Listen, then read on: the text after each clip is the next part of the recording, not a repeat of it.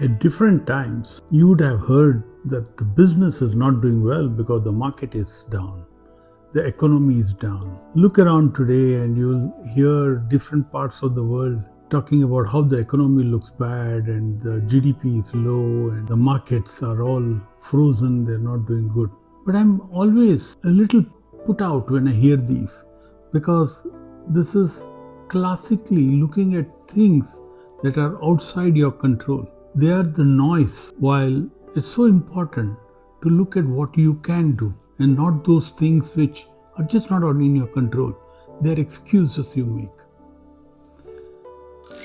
Very early in my career, I heard this story, and that has really stuck to me, and I've repeated this to many people. A long time back in the jungle, the animals decided to have a race. Everyone participated, and they were running. There were a lot of people who were spectators too, a lot of animals standing there, cheering the people who were running. There were some frogs running too, along with the other animals. On the track where they were running, at one point there was a steep wall, and the animals had to climb or jump over the wall.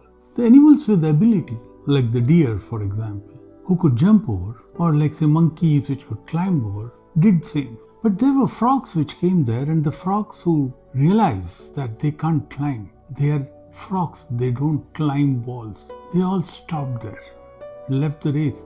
But there was one frog which did stop, which tried to climb, and it couldn't climb, so it would fall.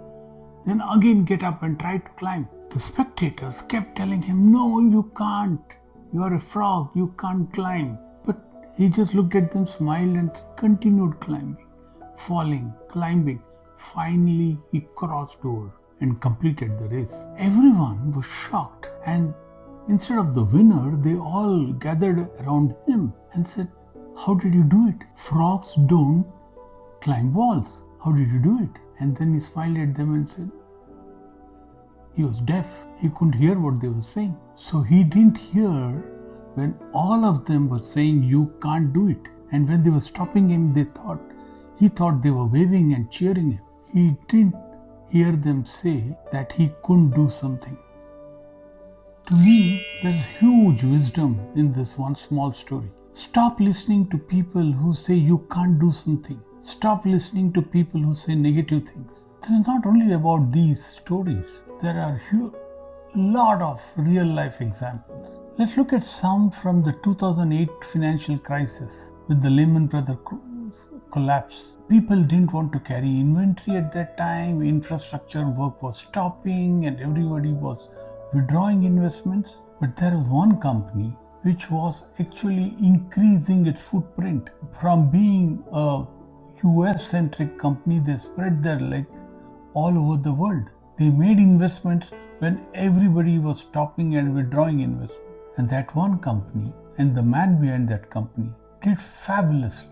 Jeff Bezos and Amazon grew tremendously during the 2008 financial crisis because they were not listening to people who were saying that this is not the right time, you should not be investing, you should be withdrawing, and they succeeded. Around the same period, there was one more change in the market that was happening. People were reducing their consumption of DVDs and watching movies on DVDs, renting DVDs, buying DVDs.